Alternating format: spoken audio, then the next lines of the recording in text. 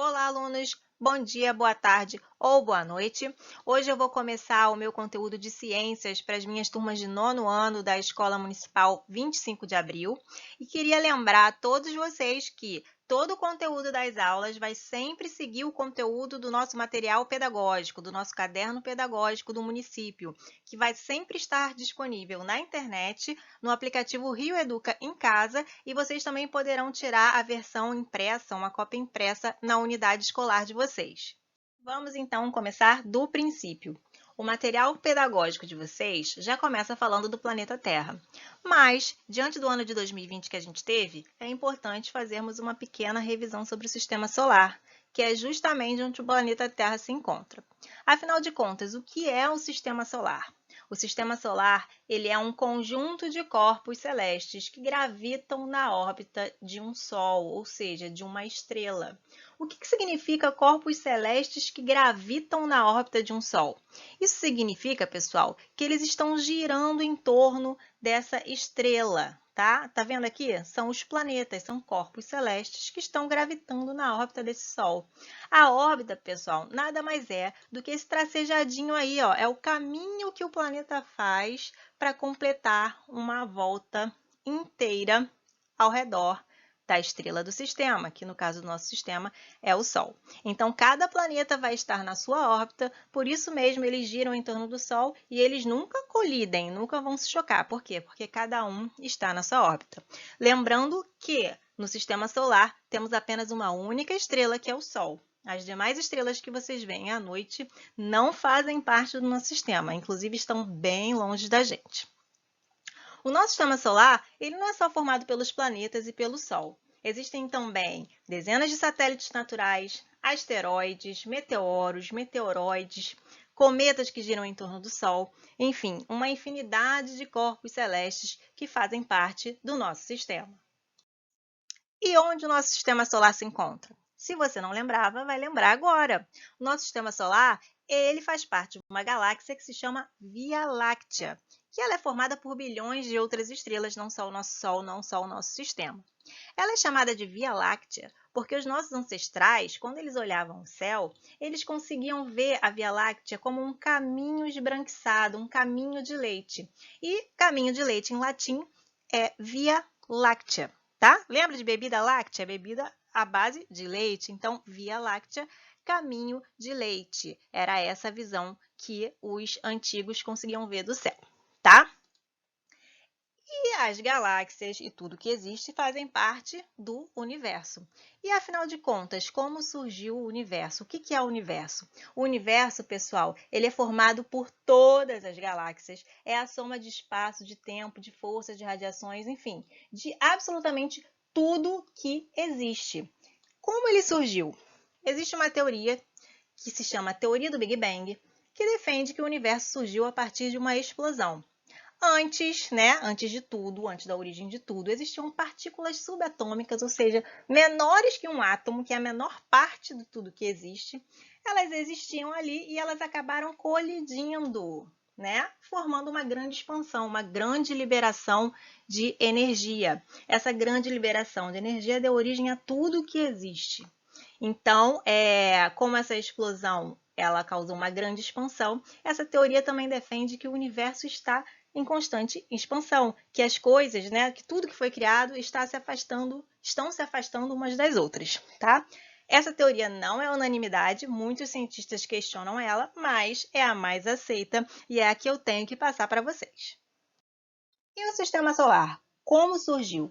Vocês vivem errando, trocando as teorias. A teoria do Big Bang explica a origem do universo. A teoria que explica a origem do sistema solar se chama Teoria da Nebulosa Solar. Essa teoria, pessoal, defende que o sistema solar surgiu a partir de uma nebulosa. Uma nebulosa era uma nuvem estelar de poeira e gás com um núcleo muito denso, né, feito de gás, onde em volta giravam várias partículas de poeira cósmica, tá?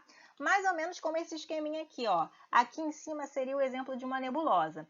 Aqui no meio o núcleo e em volta essa poeira cósmica girando aqui em volta desse núcleo.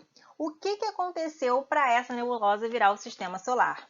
Muito provavelmente, uma estrela próxima dessa nebulosa gerou muita energia, liberou muita energia. E essa energia fez com que essas partículas que estavam aqui em volta do núcleo começassem a girar muito intensamente, com uma velocidade muito alta em volta do núcleo. E isso formou um disco que ficou conhecido, né, ficou chamado de nebulosa solar, tá?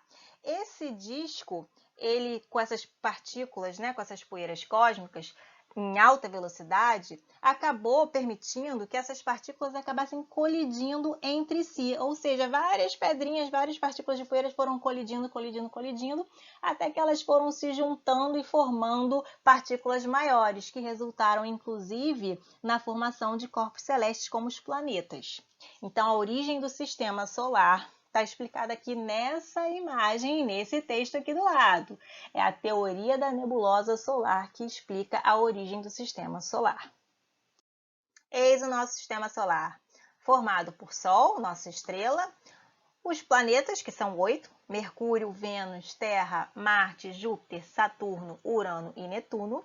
Lembrando que os planetas, eles são astros esféricos, ou seja, são corpos celestes arredondados, que são iluminados, ou seja, eles não produzem luz própria, eles precisam de iluminação da nossa estrela, que é o Sol. E eles giram em torno do Sol sem compartilhar sua órbita com qualquer outro astro, tá? Então, em uma órbita de um planeta, só existe ele, não existe outro planeta. Chegamos para falar do planeta Terra. Ele é o terceiro planeta mais próximo do Sol. Ele é o único planeta onde a vida como a gente conhece. E o formato dele, gente, não é uma bolinha, uma esferinha certinha, não. O formato dele, segundo os cientistas e as modelagens que eles fazem, se for tirar toda a água dos oceanos e deixar só o relevo ali aparecendo, ele na verdade tem um formato de geóide, né? Ele é arredondado, mas tem algumas partes achatadas. Agora, quando esse formato, colocando, né, o oceano, a atmosfera, tudo bonitinho, é olhado de longe, ela parece, né, um planeta super redondo, uma esfera perfeita. Então, o formato da Terra é uma geóide, é uma esfera, né, um pouco irregular, que tem umas bases assim um pouquinho achatadas, mas quando a gente vê de longe toda completinha, com todos os oceanos, ela parece uma bolinha perfeita, uma esfera perfeita. Chegamos ao assunto que abre a apostila de vocês sobre os movimentos da Terra. Existem dois movimentos muito importantes da Terra. O primeiro deles é o de translação. O movimento de translação nada mais é do que o movimento que a Terra faz em torno do Sol, tá? Ou seja, na órbita do Sol. A Terra demora 365 dias, 5 horas, 45 minutos e 46 segundos para fazer uma volta completa ao redor do Sol. Esse tempo aqui é muito parecido com a contagem dos nossos anos, né? Do ano civil. Nossos anos, nossos calendários têm 365 dias. Ah, mas professora, e essas horas aqui, esses minutos, como é que ficam? Pessoal, essas horas vão ser somadas para serem calculadas como um dia a mais nos anos bissextos. Então, pessoal, depois eu vou explicar melhor em outra aula. Então, o movimento de translação, ele é responsável pela contagem do nosso ano civil, né? Baseado no ano sideral, que conta horas, minutos e segundos, e também é responsável pela formação das estações do ano. Porque a Terra ela é um pouquinho inclinadinha na órbita em relação ao Sol. Então, toda hora que ela vai se movimentando aqui, uma parte dela vai ficando mais exposta ao Sol do que outra, tá? O outro movimento é rotação. O movimento de rotação é o movimento que a Terra faz em torno dela mesma. E ela demora 24 horas para fazer um giro completo. Então, preste atenção nesse videozinho aqui, ó. Esse movimento da Terra girando em torno dela mesma é o de rotação. Esse daqui, da Terra girando em torno do Sol, é o de translação, tá? E se vocês estão percebendo aqui, a Terra está inclinando, tá vendo? Isso mostra o quê? Que conforme ela vai girando em torno do Sol, a iluminação do Sol fica maior em alguns lugares. Então, quando é verão aqui em cima, é inverno aqui embaixo.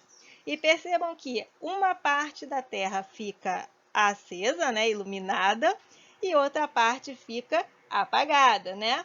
no escuro. Então, aqui é dia e aqui é noite. O movimento de rotação vai fazer a formação dos dias e das noites, e o de translação vai fazer o movimento das estações do ano, por causa da inclinação da Terra, tá? Para fechar a aula de hoje, mais um esqueminha aqui para vocês verem o movimento de rotação e de translação ao mesmo tempo. Esse movimento em volta do Sol é o de translação, responsável pelas estações do ano, porque dependendo de onde a Terra está, a inclinação dela vai permitir mais iluminação em um lugar do que em outro do mundo, e ela está girando em torno dela mesma. Então, toda a parte que está de frente para o Sol vai ter dia e toda a parte que tiver de costas para o Sol vai ter noite. Chegamos ao final de mais uma aula e, como sempre, tem atividade. Não esqueçam de copiar a matéria no caderno, de copiar e responder o exercício que eu passar no caderno ou de fazer o exercício que eu passar na apostila. No final, vocês têm que fotografar essas atividades que vocês fizeram no caderno ou na apostila e me enviar por e-mail, tá aqui, ó, isa.biologia@yahoo.com, ou por WhatsApp, que tá aqui o número também, ó, 993838394. Não esqueçam de informar o nome e a turma. E vamos lembrar como a gente faz um cabeçalho bonitinho, né, no seu caderno? Ó, quando vocês forem fotografar, tem que ter um cabeçalho, Rio de Janeiro, a data, o mês e o ano que você fez essa atividade. Tem que especificar que é o caderno de ciências e que a professora sou eu. Bota o nomezinho, a sua turma e a atividade que você está enviando, tá certo? Até a próxima aula, gente!